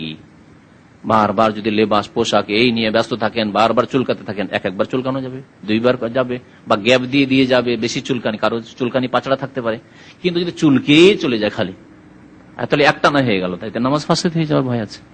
ওয়াইদা আরাদা লিল মুসাল্লি আমরুন কাস্তিজানিন আলাইহি আও সাহওয়ে ইমামিহি আও খাফা আলা ইনসানিন আল ওকুয়া ফি হালাকা ফালাহু তানবিহু আলা যালিক। কোন মুসাল্লি নামাজ পড়ছে, আর নামাজ পড়া অবস্থায় কোনো ব্যক্তি তার কাছে অনুমতি চাইছে, তার বাড়িতে, তার ঘরে, তার অফিসে প্রবেশের জন্য অনুমতি চাইছে, আর সে সময় সে নামাজ পড়ছে। এই নামাজ বাড়িতে নামাজ পড়া, সুন্নত নামাজ পড়ছে। বা কখন হয়তো জামাত ছুটে গেছে, সময় চলে গেছে, বাড়িতেই পড়ছে, জামাত ছুটে গেছে, সময় চলে গেছে, তারপরে মসজিদে যাওয়া জরুরি নয়, তো এই জন্য ফরজ নামাজও হইতে পারে। মসজিদে সাধারণত অনুমতির ব্যাপারটি হয় না, মসজিদে কেউ কারো কাছে অনুমতি নিতে জানে, অনুমতি কোথায় নিবে ঢোকার জন্য? আপনার বিশেষ জায়গায়, খাস জায়গায়, যেটি আপনার জায়গা, আপনার বাড়ি, আপনার অফিস, ঠিক না? অফিসের দরজা বন্ধ করে আপনি নামাজ পড়ছেন, অথবা আপনার ঘরের দরজা বন্ধ করে নামাজ পড়ছেন, সেই জায়গায়। তো এখানে বলছেন একটি বিষয় যে আপনার কাছে অনুমতি চাইছে কোনো ব্যক্তি, আর আপনি নামাজের অবস্থায় রয়েছেন, মুসাল্লি, আপনি নামাজ পড়ছেন, অথবা আপনি নামাজ পড়ছেন ইমামের পেছনে, আর ইমামের ভুল হয়ে গেছে, সহ হয়ে গেছে, সে তেলাওয়াত করতে গিয়ে ভুল করুক, অথবা রুকু সিজদার ক্ষেত্রে ভুল করুক, অথবা তাশাহুদ বসতে হবে বসলো না, বসতে হবে না বসে গেল, যে কোনো রকমের ভুল হোক না কেন, ইমামের সহ ভ্রম হয়েছে, আরেকটি মাসলা। অথবা কোন ব্যক্তিকে দেখছে যে লোকটি ক্ষতি হবে বা ধ্বংস হয়ে যাবে, যদি আমি এই সময় একে সতর্ক না করি, সাবধান না করি, তো লোকটি কি হবে? ক্ষতিগ্রস্ত হবে বা ধ্বংস হয়ে যাবে, মারা যাবে। এরকম কোন বিপদ যদি থাকে, তাহলে নামাজের অবস্থায় তাদের সাথে কোন আদান প্রদান করতে পারবে কিনা, মানে অনুমতি চাইছে, অনুমতি দিতে পারবে কিনা, ইমাম ভুল করে দিয়েছে, তার ভুলের সংশোধন করতে পারবে কিনা, আর বা একটা লোকের ক্ষতি হতে যাচ্ছে, ক্ষতি থেকে তাকে বাঁচাতে পারবে কিনা, একটা লোক হেলাক হয়ে যাওয়ার, ধ্বংস হয়ে যাওয়ার আশঙ্কা আছে, তাহলে তাকে বাঁচাবার, উদ্ধার করার জন্য নামাজের অবস্থায় কোনো কদম উঠাতে পারবে কিনা, পদক্ষেপ উঠাতে পারবে কিনা, পদক্ষেপ নিতে পারবে কিনা। লেখক বলছেন ফালাহু তানবিহু আলা যালিকা, এই ক্ষেত্রে সতর্ক করতে পারবে, সতর্ক করতে পারবে। তানবিহ মানে জ্ঞাত করা, তানবিহ মানে সতর্ক করা, জ্ঞাত করতে পারবে। যদি অনুমতি চায় তাহলে জ্ঞাত করতে পারবে যে আমি নামাজে ব্যস্ত আছি। কি ইঙ্গিত, কেমন করে জ্ঞাত করবে তা পরে বলছি। জানাতে পারবে যে হ্যাঁ, অনুমতি জানাবার ব্যবস্থা থাকে তো ঠিক আছে, না হলে কমপক্ষে এতটুকু জানাতে পারবে যে আমি নামাজে আছি, নামাজের অবস্থায় আছি। এইরকমই আর একটি মাসলা হচ্ছে টেলিফোন। আপনার বাড়িতে, আপনার রুমে আপনি একাই আছেন, আর টেলিফোন ধরার মতো কেউ নেই, আর বারবার রিং হয়ে চলে যাচ্ছে, রিং হয়ে চলে যাচ্ছে, কি করা যেতে পারে? নামাজের অবস্থায় তাকে জানানো যেতে পারে কিনা, তানবিহ, তাকে জানানো যেতে পারে কিনা যে আমি নামাজ পড়ছি। মনে আছে মাসলা? জানানো যেতে পারে, জি। তারপরে কিভাবে জানাবেন তা পরে বলছি। একটা লোক ধ্বংস হয়ে যায়, সে বড় হোক আর ছোট, বিশেষ করে বাচ্চাদের ক্ষেত্রে এরকম বিপদের আশঙ্কা হতে পারে যে আগুন সামনে আছে, প্রদীপ জ্বলছে, লণ্ঠন জ্বলছে, আর ওই লণ্ঠনের আগুনে হাত দিতে যাচ্ছে, গরম পাত্র রাখা আছে, রান্না করে কিছু রাখা আছে, হাড়ি বাসন রাখা আছে, ওতে হাত দিতে যাচ্ছে বাচ্চা, আর নামাজ পড়ছে, মহিলা নামাজ পড়ছে বা পুরুষ নামাজ পড়ছে, বাচ্চাকে সতর্ক করতে পারে না? তো এসব ক্ষেত্রে সতর্ক করতে পারে। যদি কারো ধ্বংস হওয়ার আশঙ্কা থাকে তাহলে তো তাকে ধ্বংস থেকে বাঁচানো জরুরি, এই ক্ষেত্রে ওয়াজিব হয়ে যাবে, জরুরি হয়ে যাবে। কিভাবে জানাবে? বলছে পুরুষদের ক্ষেত্রে একটি নিয়ম আর মহিলাদের ক্ষেত্রে আরেকটি নিয়ম। পুরুষদের ক্ষেত্রে নবী করিম সাল্লাল্লাহু আলাইহি ওয়াসাল্লাম বলেছেন, একটি আম হাদিস, আত-তাসবিহু লির-রিজালি ওয়া তাসফিকু লিন-নিসা, পুরুষদের জন্য সুবহানাল্লাহ বলা আর মহিলাদের জন্য তালি বাজানো বা তালি দেওয়া। তাহলে কেউ যদি অনুমতি চায়, ওই অবস্থায় পুরুষ লোক কি করবে? দরজা বারবার নক করছে, বেল বাজিয়ে চলে যাচ্ছে, একবার হয়ে গেল, দুইবার হয়ে গেল, তিনবার হয়ে গেল, আপনার নামাজ শেষ হয়নি, দরজা খুলতে পারছেন না, তিনবারের পরে চলে যাবে। বা আওয়াজ দিচ্ছে, তার আওয়াজে বুঝতে পারছেন অমুক লোক আছে, তার আসা জরুরি, আপনার বাড়িতে বা আপনার সাথে সাক্ষাৎ করা জরুরি হয়, তার জরুরি অথবা আপনারই জরুরি, তাহলে তাকে জানানো যাবে। কিভাবে? সুবহানাল্লাহ সুবহানাল্লাহ বললে খুলতে পারছেন আর সুবহানাল্লাহ বলছেন, তার মানে সে বুঝতে পারবে যে নামাজে ব্যস্ত আছে, আমি তাহলে অপেক্ষা করি। বারবার বেল না বাজিয়ে বা ফিরে চলে না যে আমি কি করি, অপেক্ষা করি। কি বলবে পুরুষ লোক? সুবহানাল্লাহ বলবে। টেলিফোনের মাসলা, টেলিফোন বারবার রিং হচ্ছে, সে মোবাইলে হলে তো নামই দেখতে পাচ্ছেন, না নাম আসছে, টেলিফোন না আসছে। আজকাল ইয়েতেও ল্যান্ড টেলিফোন অনেক সময় নম্বর আসে, তাই না? ওর ব্যবস্থা আছে, নম্বর আসছে, দেখছেন আপনার আম্মা টেলিফোন করছে বা গুরুত্বপূর্ণ টেলিফোন আছে, জরুরি আপনার মালিক টেলিফোন করছে, জরুরি জবাব দেওয়া এখন, বা এরকম যে কোনো ক্ষেত্রে হোক যে টেলিফোন, এই টেলিফোনের জবাব দেওয়া জরুরি। তারপর অনেক সময় আপনার দেশ থেকে টেলিফোন আসছে, যদি জবাব না দেন আপনি 2 দিন 3 দিন চলে যাবে, টেলিফোন লাগাই দিতে পারেন না, টেলিফোন ঢুকে না বাংলাদেশ। এরকম হচ্ছে না? হচ্ছে না? অনেক সময় হচ্ছে জরুরি টেলিফোন, ওরা টেলিফোন করছে, আপনি জবাব দিতে পারলেন না, আপনি টেলিফোন ঢুকাইতে পারেন না, যে পরে যে জবাব দিয়ে দেবো করে, তাও আপনার এখতিয়ারে নেই। তাহলে এই ক্ষেত্রে টেলিফোনটা উঠিয়ে কি করলেন, সুবহানাল্লাহ মাসলা মনে রাখেন, টেলিফোন উঠিয়ে কি বলবেন, সুবহানাল্লাহ। ব্যাস এইরকমই ইমামের সহ হলে, ইমামের সহর উপরে তো আমল আছে, এই মাসলা জানা আছে যে ইমামের যদি ভুল হয় তাহলে কি করতে হবে, সুবহানাল্লাহ। কিন্তু এই ক্ষেত্রে যে হালাত আছে, আল্লাহু আকবার বলে পাকিস্তানে, মানে উপমহাদেশের মধ্যে যে হালত আছে জাহিল মূর্খদের মধ্যে, নবী সাল্লাল্লাহু আলাইহি ওয়াসাল্লাম তাসবিহ বলেছেন, তারা আল্লাহু আকবার বলবে, অথচ আল্লাহু আকবার কোথাও নেই, না তাদের মযহাবেও নেই, যে হালত, এটি অজ্ঞতা। এমন কিছুতে হাত দিতে যাচ্ছে, কারেন্টে হাত দিতে যাচ্ছে, বাচ্চা বুঝে না, কারেন্টে হাত দিতে যায়, সুবহানাল্লাহ। যদি ভাবেন যে সুবহানাল্লাহ বললে সে সাবধান হয়ে যাবে, সুবহানাল্লাহ বলে যথেষ্ট। যদি না সুবহানাল্লাহ দিয়ে কেউ উদ্ধার করা যাবে না, বাঁচানো যাবে না, এই হাত দিয়ে দিবে, বুঝে না, অবুঝ, তাহলে ধরতে হবে তাকে, তাহলে হরকত করতে হবে, ধরতে হবে, টেনে নিতে হবে। প্রয়োজনে যদি দেখা যায় না ধ্বংস হয়ে যাওয়ার আশঙ্কা আছে, মরে যাওয়ার আশঙ্কা আছে, তাহলে নামাজে ছেড়ে দিতে হবে এই ক্ষেত্রে, কারণ জীবন বাঁচানো একজন মুসলিমের ফরজ। লেখে বলছেন যে পুরুষ লোক সুবহানাল্লাহ বলবে, অত সাফিকুল মারআত, মহিলারা তালি দেবে, মহিলারা তালি দেবে। কিন্তু কাফেরদের যেহেতু তালি দেওয়া, এটা যেটা আমাদের দেশের বিভিন্ন অনুষ্ঠানে, রাজনৈতিক অনুষ্ঠানে অথবা খেলাধুলার অনুষ্ঠানে কেউ জিতলো কেউ হারলো শুরু করছে, এটা জায়েজ নয়, হারাম। সুতরাং আপনারা কোন ক্ষেত্রে, এমনকি ধর্মীয় খুশি হইলেও তালি বাজাবেন না। তালি বাজানো আল্লাহ রাব্বুল আলামিন এর নিন্দা করেছেন, বলেছেন এটি কাফেরদের আচরণ, কাফেরদের আদর্শ। ওমা কানা সালাতুম ইনদাল বাইতি ইল্লা মুকাআম ওয়া তাসদিয়া, কাফেরদের ইবাদত বন্দেগী হচ্ছে তালি বাজানো আর শেষ বাজানো। সুতরাং এটি জায়েজ নয়। আজকাল বহু লোকেরা এগুলি করে থাকে, মুসলমান হয়তো নামাজি, কিন্তু জানে না এটি জায়েজ না, করবেন না। এই জন্য তাদের বিরোধিতা করার জন্য কি করতে হবে, মহিলারা তালি দিবে কিভাবে, যে উল্টো হাতে দেবে, এইভাবে তালি দেবে। দলিল কি যে এইরকম ক্ষেত্রে সুবহানাল্লাহ বলে অথবা তালি দিয়ে মহিলাদের ক্ষেত্রে জানানো যাবে, লিকাউলিহি সাল্লাল্লাহু আলাইহি ওয়াসাল্লাম, কারণ নবী সাল্লাল্লাহু আলাইহি ওয়াসাল্লাম বলেছেন, ইযা নাবাকুম আমরুন, তোমাদের সামনে কোনো যদি কিছু পেশ আসে, তোমরা যদি কোনো সমস্যার সম্মুখীন হও, কোন সমস্যার, আমরুন মানে সমস্যা, ব্যাপার, কোন সমস্যার সম্মুখীন হও, ফালিয়াসাব্বিহ রিজালু, তাহলে পুরুষরা তাসবিহ বলবে, সুবহানাল্লাহ বলবে, ওয়ালিয়াসাফফিহিন নিসাও, আর মহিলারা তালি দেবে। তাসফিক কাফ দিয়ে আর তাসফিহ হা দিয়ে, দুটোর মানে হচ্ছে তালি দেওয়া। এই জন্য হাদিসে তো ইউসাফিহ এসছে, একই অর্থ। সাফা হাতের তলা, হাতের তলাতে মারো, হাতের তলাতে কেউ কেউ যেন তাসফিহ থেকে বলেছে হাতের তলাতে এরকম মারা তো নেই, তাহলে কি করতে হবে, এইরকম অর্থ অথবা এরকম, এই তো হাতের তলা হলে একই কথা। মুত্তাফাকুন আলাইহি। ওয়ালা ইউকরাহু সালামু আলাল মুসাল্লি ইযা কানা ইয়ারিফু কাইফা ইয়ারুদ্দু, ওয়ালা ইউকরাহু সালামু আলাল মুসাল্লি ইযা কানা ইয়ারিফু কাইফা ইয়ারুদ্দু, ওয়ালিল মুসাল্লি হিনাইযান রাদ্দুস সালাম ফি হালিস সালাতি বিল ইশারাতি লা বিল লাফজ। এখন বলা হচ্ছে যে নামাজিকে সালাম দেওয়া আর সালামের উত্তর দেওয়া। নামাজি সালাম দেবে না, ঠিক না? তো নামাজিকে সালাম দেওয়া যাবে কিনা? যাবে। তো নামাজিকে যদি সালাম দেওয়া যায় অথচ সে আল্লাহর সাথে, আল্লাহর ইবাদত বন্দেগীতে মাশগুল আছে, তো যে লোক খাওয়া দাওয়া করছে তাকে সালাম দেওয়া যাবে, যাবে না? তো এগুলি যে হালাত নয় আমাদের সমাজের, যে খাবের অবস্থায় সালাম দেওয়া নেই। আমাকে আমার ছোট খুব তালিব ইলম কালে যখন মাসলা জানতাম না, তখন আমাকে কিছু মুরব্বীরা এরকম একদিন বাধা দিয়েছিল, সালাম আলাইকুম, যেমন আমাদের দেখছেন আব্দুল্লাহ ইজের বয়স এরকম বয়স ছিল, অথবা 10 বছর এরকম ছিল, দেখেন না অনেক সময় এসে বাচ্চা সালাম দিচ্ছে। তো ওইরকম আমিও খাওয়া দাওয়া করছে লোকেরা, আর বুড়ো বুড়ো লোকেরা বসে সালাম আলাইকুম বলে দিচ্ছে। আমি যাই ছেলে সালাম কেন দিলে? আমি তো ভয় পেয়ে গেছি, সালাম কেন দিলে? সালাম দাও, তুমি জানো না যে খাওয়া দাওয়ার সময় সালাম দিতে হয় না? বলছেন ওয়ালা ইউকরাহু সালামু আলাল মুসাল্লি, নামাজিকে সালাম দেওয়া মাকরুহ নয়। আমার দেশে বলে নামাজিকেও সালাম দেওয়া মাকরুহ, যে খাওয়া দাওয়া করে তাকে সালাম দেওয়া মাকরুহ। আর কয়েকটি জায়গা আছে, মনে আছে জায়গাগুলি? ওদের সঙ্গে সালাম দেওয়া মাকরুহ, আর পেশাব পায়খানার সঙ্গে সালাম দেওয়া মাকরুহ, কোনটি মাকরুহ নয়।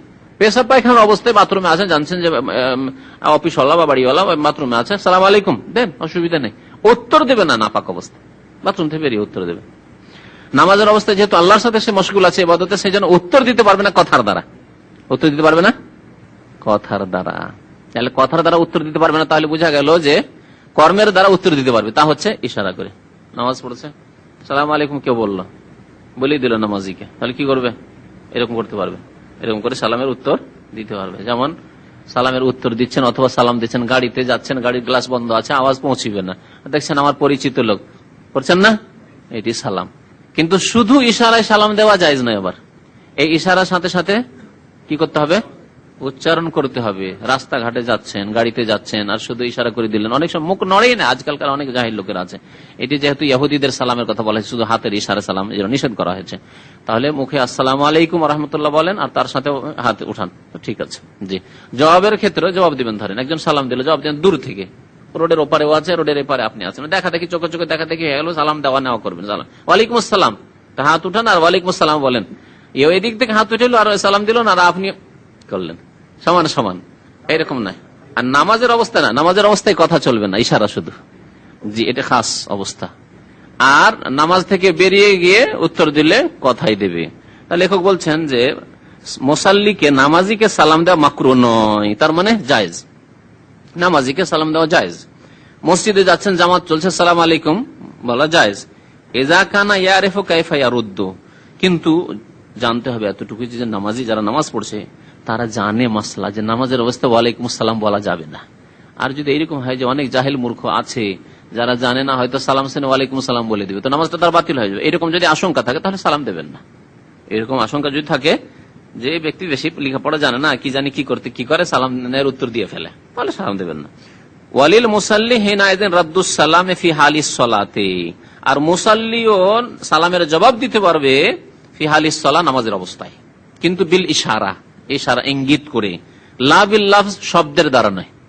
জি, উচ্চারণ করে নাই, ওয়ালাইকুম আসসালাম বলে নাই, বিল লাফজ মানে তালাফুজ, উচ্চারণ করে নাই। ফালা ইয়াকুলু, সুতরাং বলবে না যে ওয়ালাইকুম আসসালাম, সালাম দিল নামাজিকে, বলবে না যে ওয়ালাইকুম আসসালাম, তাহলে ইশারাতে দেবে। ফাইন রাদ্দাহু বিল লাফজে, যদি কেউ উচ্চারণ করে সালামের জবাব দিয়ে দেয় নামাজের অবস্থায়, সালাম বললো, নামাজ পড়ছে, আর একজন লোক সালাম দিল, বললো ওয়ালাইকুম আসসালাম, তাহলে কি হবে? বলছে ফাইন রাদ্দাহু বিল লাফজে, উচ্চারণ করে যদি সালামের জবাব দেয় নামাজি ব্যক্তি, বাতালাত সালাতু, নামাজ ভঙ্গ হয়ে যাবে, বাতিল হয়ে যাবে। কেন বাতিল হবে? লিআন্নাহু খিতাবু আদমিইন, কারণ এটি হচ্ছে মানুষকে সম্বোধন করা। নামাজের অবস্থায় ওয়ালাইকুম বলে, কুম বলে খিতাব করা হচ্ছে মানুষকে সম্বোধন করা, কারণ সেই ব্যক্তি আল্লাহর সাথে কথা বলতে বলতে মানুষের সাথে কথা বলে দিল। ওয়ালাইকুম আসসালাম মানে আপনার ওপর শান্তি বর্ষিত হোক হে মাহমুদ, ও জামান ভাই আপনার ওপর শান্তি বর্ষিত হোক। তাহলে আল্লাহর সাথে কথা বললো না, এখন কি করলো?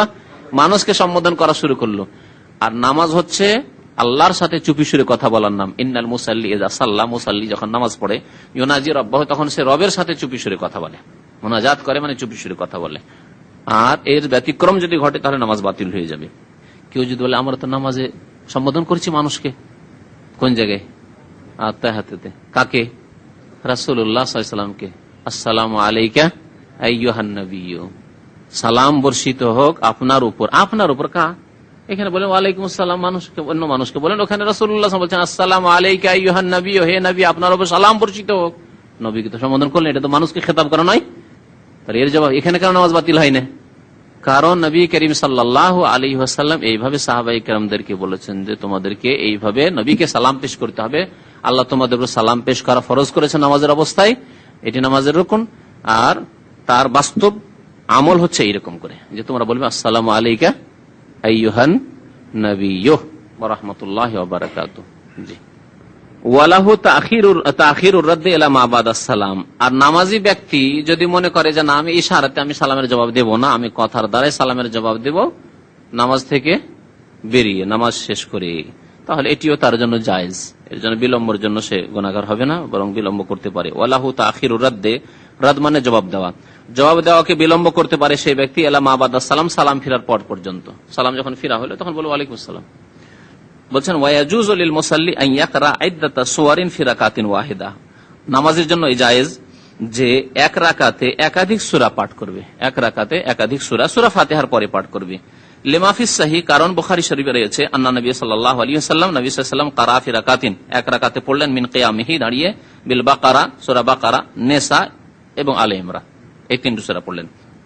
এক রাকাতে একাধিক সূরার মাসলা হইল, তাই না? এর উল্টো হচ্ছে প্রথম রাকাতে আপনি পড়লেন লিইলাফি কুরাইশ, আর দ্বিতীয় রাকাতে আপনি পড়লেন ওয়াত্তিন ওয়াজ-যাইতুন, অথবা আলাম তারা তার আগে আছে, পরের রাকাতে পড়লেন। জায়েজ না জায়েজ নয়? আমাদের দেশের মাযহাবী ভাইয়েরা বলছে যে না, জায়েজ নয়। এই ভুলটা ভেঙে দেওয়ার জন্য আবার মাসলাটা আমি স্মরণ হলো যে না, এটা তাম্বি করা জরুরি। তারা বলছে জায়েজ নয়, মাসলা শুনে রাখেন, নামাজ বাতিল হবে। জায়েজ নয়, নামাজ বাতিল হয়ে যাবে, নামাজ বাতিল হয়ে যাবে তাদের কাছে। দলিল কইছে তুমি কোরআনের তরতিবের খেলাফ করলে, কোরআনের তরতিবের খেলাফ করলে, আর কোন দলিল নেই, এটাই কথা। এর উত্তর কি দেওয়া যাবে? এর উত্তর নবী সাল্লাল্লাহু আলাইহি সাল্লামের আমলে আছে যে নবী সাল্লাল্লাহু আলাইহি সাল্লাম প্রথম সূরা আলে ইমরান, তারপরে সূরা বাকারা, অথবা নিসা, তারপরে আলে ইমরান, এইরকম করে পড়েছেন। জি, নাসাই শরীফে, আবু দাউদ, এই হাদিসগুলি আছে। কথা হচ্ছে একাধিক রাকাত হলে তরতিবের খেলাফ করা প্রথম কথা নবী সাল্লাল্লাহু আলাইহি ওয়াসাল্লাম থেকে প্রমাণ আছে। আর তারা যে বলেছে যে তরতিব খেয়াল রাখা জরুরি, আর এই ব্যক্তি প্রথম রাকাতে শেষের সূরাগুলি পড়লো আর দ্বিতীয় রাকাতে আবার আগের সূরাগুলি পড়ছে, এটা তরতিবের খেলাফ করে দিল, সেজন্য নামাজ বাতিল হবে, কথাটি ভুল। কারণ এই তরতিব আল্লাহর পক্ষ থেকেও নয়, রাসূলুল্লাহ সাল্লাল্লাহু আলাইহি ওয়াসাল্লামের পক্ষ থেকেও নয়, সুতরাং শরীয়তের তরতিব এইটি নয়। তবে এই তরতিব হয়েছে পরে সাহাবায়ে কেরামদের যুগে। উসমান রাদিয়াল্লাহু তাআলা যখন মুসহাফ তৈরি করেছেন, তখন এই তরতিবে মুসহাফে উসমানী তৈরি হয়েছে। এই জন্য অন্যান্যরা নিজেরা যে কোরআন লিখে রেখেছেন, যেমন আব্দুল্লাহ বিন মাসউদ রাদিয়াল্লাহু তাআলার কাছে মুসহাফ ছিল, তাতে এই তরতিব ছিল না। উবাই বিন কাবের কাছে মুসহাফ ছিল, তিনি, যারা হাফেজরা তারা নিজে নিজে লিখে রেখেছেন। যায়েদ বিন সাবিতের কাছে ছিল, তিনি কাতেব ওহী লিখে রেখেছেন। এই তরতিবে ছিল না। আসল তরতিব তো কোরআনে নাযিল হওয়ার তরতিব, যেভাবে নাযিল হচ্ছে ওই রকম যদি তরতিবই বলতে হয়, তাহলে এরকম ফতোয়া দিতে হয় আমাদের মাযহাবী ভাইদেরকে যে যেভাবে কোরআন নাযিল হচ্ছে সেভাবে তেলাওয়াত করতে হবে। তাহলে ইকরা বিসমি রাব্বিকাল্লাযী আগে পড়তে হবে, ইকরা বিসমি রাব্বিকাল্লাযী পড়তে হবে, তারপরে সূরা মুজাম্মিল, সূরা মুদ্দাসসির, এসব পড়তে হবে, ঠিক না? মক্কি সূরা, তারপর মাদানী সূরা, এই করলে তো পেরেশান হয়ে যাবে মানুষ, যে কোনটা মক্কি কোনটা মাদানী, এইসব মুশকিল পড়ে যাবে।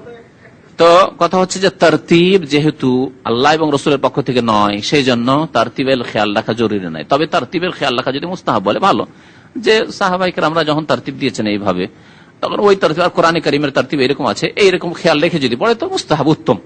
উত্তমের ফতোয়া দেন, অসুবিধা নেই, কিন্তু ওয়াজিব আর না করলে নামাজ হবে না, ফতোয়া একবারে ডাহা ভুল, এরকম ফতোয়া দেবেন না আর শুনবেন না। তারপরে নবী সাল্লাল্লাহু আলাইহি ওয়াসাল্লাম যদি এই তরতিবে পড়ে থাকেন বাকারা, নিসা, আলে ইমরান, তাহলে নবী সাল্লাল্লাহু আলাইহি ওয়াসাল্লামের যুগে তো এরকম তরতিব ছিল না, নবী সাল্লাল্লাহু আলাইহি ওয়াসাল্লাম এরকম তরতিব দেননি। কিন্তু আয়াতের তরতিবগুলি, আরেকটি কথা আরো বলি, আয়াতের তরতিবগুলি নবী সাল্লাল্লাহু আলাইহি ওয়াসাল্লাম নিজে করিয়েছেন।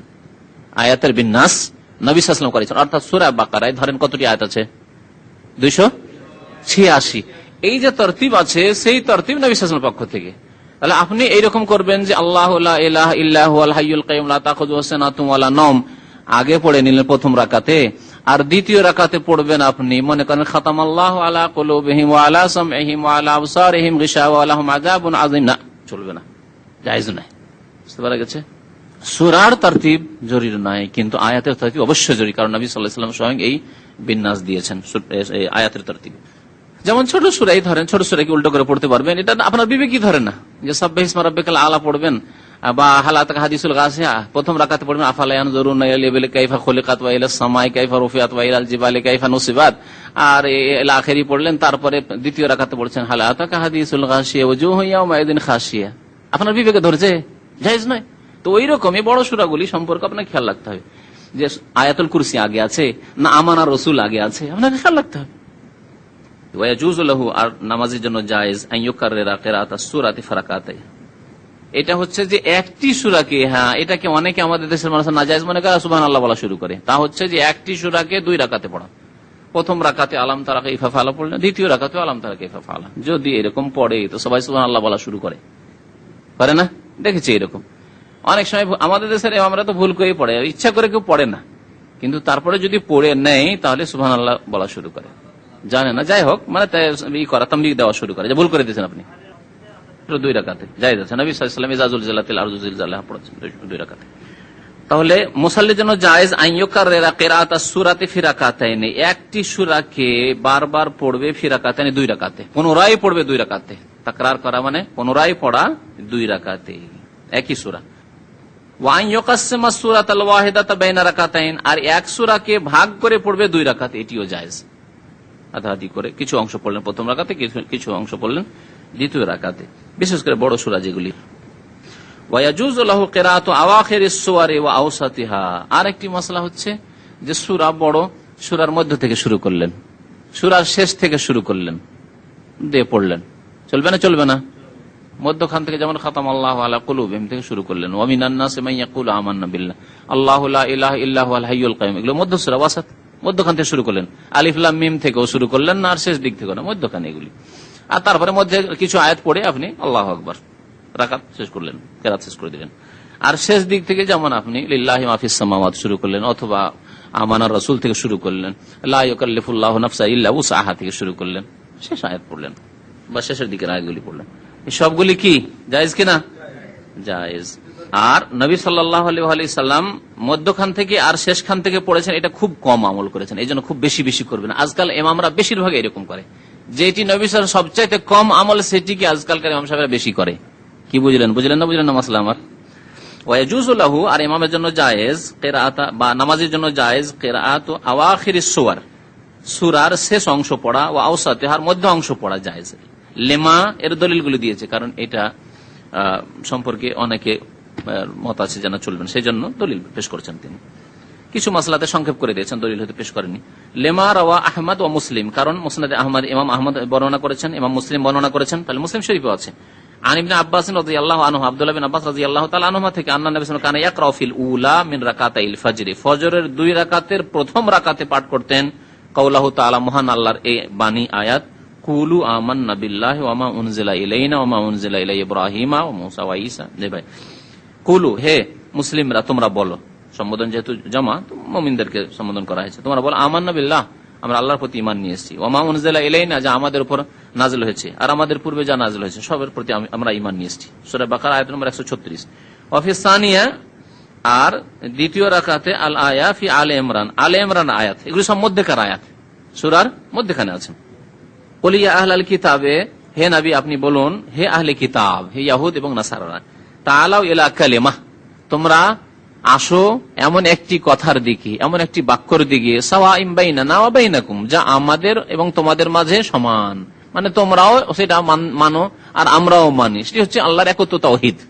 তাআলাউ ইলা কালিমাতিন সাওয়াইম বাইনানা ওয়া বাইনাকুম আল্লা না'বুদা ইল্লাল্লাহ, আর তা হচ্ছে যে আমরা সবাই মিলে কি করব? একমাত্র আল্লাহর ইবাদত করব, আল্লাহ ছাড়া কারো ইবাদত বন্দেগী করব না, ওযাইরেরও করব না, আর ঈসারও করব না, মুসারও করব না, আর ওলি আউলিয়ার নাম দিয়েও করব না, সালেহিনের করব না, একমাত্র আল্লাহর ইবাদত বন্দেগী করব। আল্লাহ না'বুদা ইল্লাল্লাহ ওয়ালা নুশরিকা বিহি শাইআ। আর এই কথাও আমরা সবাই এক, তোমাদের দিন আমাদের দিনই এক, কারণ তাওহীদ সবার দিনে, মুসা আলাইহিস সালাম নিয়ে আসা দিনে যে তাওহীদ ছিল সেই তাওহীদ নিয়েছেন নবী সাল্লাল্লাহু আলাইহি ওয়াসাল্লাম। সুতরাং আমরা আল্লাহর সাথে কাউকে শরীক করব না, ওয়ালা নুশরিকা বিহি শাইআ ওয়ালা ইয়াত্তাখিযা বা'দুনা বা'দান আরবাবা মিন দুনিল্লাহ, আর আমাদের একে অন্যকে পৃষ্ঠপোষক বা রব প্রভু হিসাবে গ্রহণ করবে না, বিধানদাতা হিসাবে গ্রহণ করবে না, প্রতিপালক হিসাবে, লালন পালনকারী হিসাবে গ্রহণ করবে না। রবের এই সবগুলি অর্থ মিন দুনিল্লাহ। তাহলে মানুষের বিধান যদি মানব রচিত বিধান মানে, তাহলে সে মুশরিক হবে এই আয়াতের আলোকে। ওয়ালা ইয়াত্তাখিযা বা'দুনা বা'দান আরবাবা মিন দুনিল্লাহ, যদি তার প্রতি বিশ্বাস করে, ওয়ালা ইয়াত্তাখিযা বা'দুনা বা'দান আরবাবা মিন দুনিল্লাহ, রব হিসাবে গ্রহণ করবে না, প্রভু হিসাবে গ্রহণ করবে না মানুষকে। ফাইন তাওয়াল্লাহ, এই কথা জানিয়ে দাও, তারপরে যদি তারা অমান্য করে, মুখ ফিরিয়ে নেই, বিমুখ হয়, ফাকুলু, তো তাদেরকে জানিয়ে দাও, ইশহাদু বিআন্না মুসলিমুন, তোমরা সাক্ষী থাকো ইহুদি এবং খ্রিস্টান জগৎ, যে আমরা মুসলিম, আমরা একমাত্র আল্লাহর ইবাদত বন্দেগী, তোমরা মানো আর না মানো, তোমাদেরকে জানিয়ে দিলাম। এই আয়াত নবী সাল্লাল্লাহু আলাইহি ওয়াসাল্লাম পড়েছেন মধ্যখান থেকে, সূরা আলে ইমরান আয়াত নম্বর 64। ওয়ালি উমুমি কওলিহি তাআলা, আর মহান আল্লাহ রাব্বুল আলামিনের আম আদেশ রয়েছে, সেটি হচ্ছে যে তোমার যেটা সহজ সেটা পড়ো, ফাকরাউ মা তায়াসসারা মিনাল কোরআন, কোরআন থেকে যা সহজ সাধ্য হয়, তোমার যেটি ভালোভাবে মুখস্থ আছে সেটাই কি করো, নামাজে পড়ো। আপনার শুরু থেকে সূরা বাকারার মুখস্থ নেই, কিন্তু মধ্যখানে মুখস্থ আছে কিছু আয়াত, শেষখানে মুখস্থ আছে, এইরকম সূরা আলে ইমরানের মধ্যখানে মুখস্থ আছে, অন্যান্য সূরার মধ্যখানে কিছু আয়াত মুখস্থ আছে, তাহলে ওগুলি পড়েন যেগুলি ভালো মুখস্থ। ফাকরাউ মা তায়াসসারা মিনাল কোরআন, কোরআন থেকে যা সহজ তাই তোমরা পাঠ করো। সূরা মুজাম্মিল আয়াত নম্বর 20। লাকিন লা ইয়ামবাগিল ইকসারু মিন যালিকা বাল ইউফআলু আহইয়ানান, কিন্তু এটি খুব বেশি বেশি করা ঠিক নয়। ইমাম সাহেবরা শুনেন ভালো করে, বা নিজেরা প্রত্যেকেই তো নামাজ পড়ছেন, অনেক সময় একা নামাজ পড়েন, সুন্নাত নামাজে ভেঙে ভেঙে মধ্যখান থেকে বা শেষখান থেকে কোন সূরার পড়া বেশি বেশি করা ঠিক নয়, বুঝলেন? শুরু থেকে পড়ার চেষ্টা করতে হবে। যে কোনো সূরা ধরলে মুখস্থ থাকলে শুরু থেকে পড়ার চেষ্টা করবেন। বড় সূরা হইলো, সূরা বাকারা শুরু থেকে শুরু করেন, সূরা নিসা শুরু থেকে শুরু করেন, সূরা আলে ইমরান শুরু থেকে শুরু করেন। যদি মুখস্থ থাকে তাহলে কখনো কখনো করা যাবে। বাল ইউফআলু আহইয়ানান, বরং এটি কখনো কখনো করা যাবে। কারণ নবী করিম সাল্লাল্লাহু আলাইহি ওয়াসাল্লাম কখনো কখনো 1-2 বার করেছেন। এটিকে একবারে সুন্নত তরিকা বানিয়ে নেওয়ার প্রায় সময় দেখা যাচ্ছে আপনি মধ্যখান থেকে পড়ছেন, শেষ খান থেকে পড়ছেন সূরার, এরকম না করা উচিত। আরেকটি মাসলা মুস্তাহাব অথবা জায়েজ, মুস্তাহাব বলা যেতে পারে এই ক্ষেত্রে মুসাল্লির জন্য যখন এমন আয়াত আসবে যাতে আল্লাহর আযাবের কথা উল্লেখ করা হয়েছে, তখন আল্লাহর কাছে আযাব থেকে আশ্রয় গ্রহণ করা। কোরআনের আয়াত হলো কুল নারু জাহান্নাম আশাদ্দু হাররান, হে নবী আপনি বলে দেন যে জাহান্নামের আগুন হচ্ছে অত্যন্ত উত্তপ্ত। তখন আপনি বলেন আল্লাহুম্মা ইন্নী আউযু বিকা মিনান নার। নামাজের অবস্থায় আয়াত শেষ হতেই আপনি আল্লাহর কাছে আশ্রয় গ্রহণ করেন, জি আশ্রয় কামনা করেন, পানা চান। এইরকমই যখন আল্লাহর নিয়ামতের আয়াত আসবে, যে কোনো নিয়ামত, দুনিয়ার হোক আখিরাতের নিয়ামত হোক, তখন তা আপনি কি করতে পারবেন? চাইতে পারবেন। ইন্নাল্লাযীনা আমানু ওয়া আমিলুস সালিহাতি কানাত লাহুম জান্নাতুল ফিরদাউস নুজুলা। তখন বলেন আল্লাহুম্মা ইন্নী আসআলুকাল জান্নাহ, আল্লাহুম্মা ইন্নী আসআলুকাল জান্নাতাল ফিরদাউস বলতে পারবেন। তবে যেখানে ফিতনা হওয়ার আশঙ্কা আছে, জাহের মূর্খ সমাজ আর ইমাম সাহেব যদি মধ্যখানে আয়াত থেকে থেমে যদি আল্লাহুম্মা ইন্নী আসআলুকাল জান্নাতাল ফিরদাউস করতে শুরু করে, বলে কি করতে লাগলো রে, সুবহানাল্লাহ আল্লাহু আকবার বলা শুরু করে দিবে।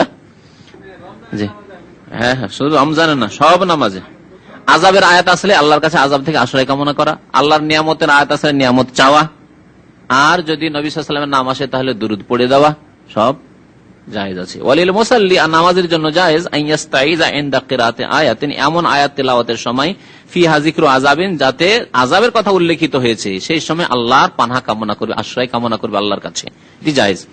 ওয়া আইয়াসআলাল্লাহ ইনদা কিরাআতি আয়াতিন ফিহা যিকরু রাহমা, আর আল্লাহর কাছে চাইবে এমন আয়াত পড়ার সময় যেই জায়গায় কি রয়েছে যিকরু রাহমা, রহমতের, আল্লাহর রহমতের কথা উল্লেখ।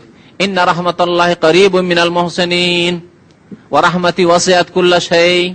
তখন আপনি বলবেন আল্লাহুম্মা ইন্নী আসআলুকা রাহমাতাক, বলেন, অসুবিধা নেই। ওয়ালাহু আন ইউসাল্লি আলা নবী সাল্লাল্লাহু আলাইহি ওয়াসাল্লাম, আর মুসাল্লির জন্য জায়েজ নবী সাল্লাল্লাহু আলাইহি ওয়াসাল্লামের উপর দুরূদ পেশ করবে ইনদা কিরাআতি যিকরিহি, যখন নবী সাল্লাল্লাহু আলাইহি ওয়াসাল্লামের উল্লেখ এসেছে কোরআনে কারীমে। মা কানা মুহাম্মাদুন আবা আহাদিম মির রিজালিকুম, বলেন সাল্লাল্লাহু আলাইহি ওয়াসাল্লাম, নিজে পড়ছেন অথবা পেছনে আছেন সাল্লাল্লাহু আলাইহি ওয়াসাল্লাম বলতে পারবেন। আচ্ছা, দুরূদ কেন পড়তে পারবেন? নবীর নাম আসলে কোরআনে কারীমে, আর আপনি কেন দুরূদ পড়তে পারবেন? বলছেন লিতাআক্কুদিস সালাতি আলাইহি ইনদা যিকরিহি, কারণ বহু হাদিসে নবী সাল্লাল্লাহু আলাইহি ওয়াসাল্লামের নাম উল্লেখ হলেই কি বলা হয়েছে? দুরূদ পেশ করার তাকিদ করা হয়েছে। জি, আল বাখিল আল্লাযী যুকিরতু ইনদাহু ফালাম ইউসাল্লি আলাইহি, ওই ব্যক্তি সবচেয়ে বড় কৃপণ যার সামনে আমার জিকির, আসলে আমার কথা উল্লেখ করা হলো অথচ দুরূদ পাঠ করলো না। আপনার সামনে তো এলো আল্লাহর নবীর নাম, আপনি যে দুরূদ পাঠ করলেন না, তাকিদ আইলো না। মান সাল্লাল্লাহু আলাইহি ওয়াসাল্লাম সাল্লাল্লাহু বিহি আশারান, এইভাবে বহু হাদিস রয়েছে নবী সাল্লাল্লাহু আলাইহি ওয়াসাল্লামের। হাযিহি জুমলাতুম মিনাল উমুর আল্লাতী ইউস্তাহাব্বু লাকা আও ইউবাহু লাকা ফিলুহা হালাস সালাতে। লেখক বলছেন যে এই কয়েকটি বিষয়, জুমলাতুন মানে কয়েকটি বিষয়, জুমলাতুম মিনাল উমুর, এই কয়েকটি বিষয় উল্লেখ করা হলো আল্লাতী ইউস্তাহাব্বু লাকা, যা আপনার জন্য মুস্তাহাব করা ভালো, আও ইউবাহু লাকা বা আপনার জন্য জায়েজ, ফিলুহা সেসব কাজগুলি করা নামাজের অবস্থায়।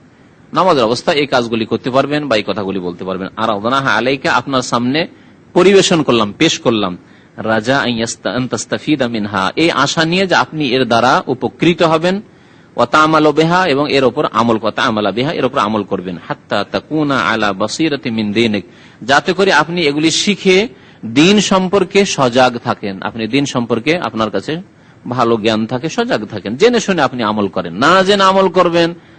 এটি হবে কেমন, যেমন আমের গাছে, ফলের গাছে ঢেলা মারার মতো, ঢেলা মারলেন, পড়লো নাই, পড়লো না পড়লো, তো ওইরকম ঢেলা মারা ইবাদত করবেন না, ইবাদত করবেন জেনে শুনে যে হ্যাঁ আমি ঠিক করে নিশানায় মারতে পেরেছি। ওয়া নাসআলুল্লাহ লানা ওয়া লাকাল মাজিদ মিনাল ইলমিন নাফি ওয়াল আমালিস সালিহ, আল্লাহর কাছে কামনা করি আমার জন্য, আমাদের জন্য, আপনার জন্য আরো অতিরিক্ত অধিক উপকারী ইলম এবং নেক আমল। আল্লাহ রাব্বুল আলামিন রাসূল সাল্লাল্লাহু আলাইহি ওয়াসাল্লাম উপকারী ইলম এর জন্য দোয়া করতে বলেছেন, যে কোনো ইলমের জন্য নয়, কারণ অনেক ইলম আছে যা ক্ষতি সাধন করে। সুতরাং উপকারী ইলম চাইতে হবে, আল্লাহুম্মা ইন্নী আসআলুকা ইলমান নাফিয়া। আর আমল সব আমল না, খারাপ আমল না, আমল চাইতে হবে কি আমলে সালেহ। আর আমলে সালেহ হচ্ছে, সৎ আমল হচ্ছে যা আল্লাহর জন্য করা হয় আর যা রাসূলুল্লাহ সাল্লাল্লাহু আলাইহি ওয়াসাল্লামের তরিকায় করা হয়, এইরকম আমল হইতে হবে। খেয়াল খুশি আপনি ভালো কাজ মনে করে করলেন অথচ বিদআতি কাজ করলেন, তা নয়। ওয়ালা ইউলাম আন্না সলাতা ইবাদাতুন আযীমা, আর জেনে রাখা উচিত যে নামাজ হচ্ছে মহান ইবাদত। নামাজ হচ্ছে কি? মহান আজিম ইবাদত। আর আমাদের দেশের এক শ্রেণীর লোকেরা যারা রাজনৈতিক ব্যাখ্যা করেছে ইসলামের, তারা বলছে যে সবচাইতে বড় ইবাদত ইবাদতে কুবরা। তার কিতাবে লিখেছে সবচেয়ে বড় ইবাদত বা ইবাদতে কুবরা হচ্ছে কি? হুকুমতে ইলাহি ইকামতে দিন, হুকুমতে ইলাহি কায়েম করা, মানে পার্লামেন্ট দখল করা, জি, গদিতে পৌঁছা। তো গদিতে পৌঁছে গেলে বড় ইবাদত করতে পারলো। আর নামাজ রোজা এগুলি হচ্ছে ট্রেনিং কোর্স। নামাজ রোজা হজ যাকাত ট্রেনিং কোর্স করে বড় ইবাদত পর্যন্ত পৌঁছিতে হবে। এগুলি সব ওয়াসাইল, মাধ্যম। এই মাধ্যম দিয়ে গিয়ে গায়াত মানে টার্গেটে পৌঁছা। টার্গেট হচ্ছে পার্লামেন্ট।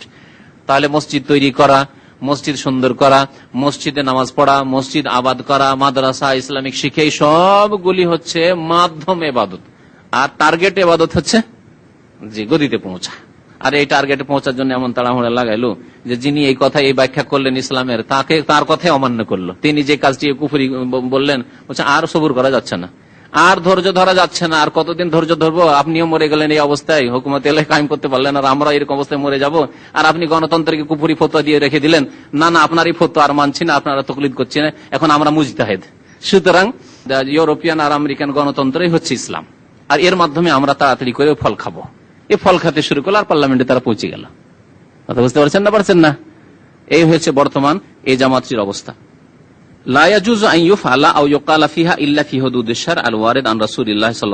বলছেন যে নামাজ যেহেতু একটি মহান ইবাদত, সুতরাং নামাজে এমন কিছু করা বা এমন কিছু বলা জায়েজ নাই যা শরীয়তের সীমানার বাইরে।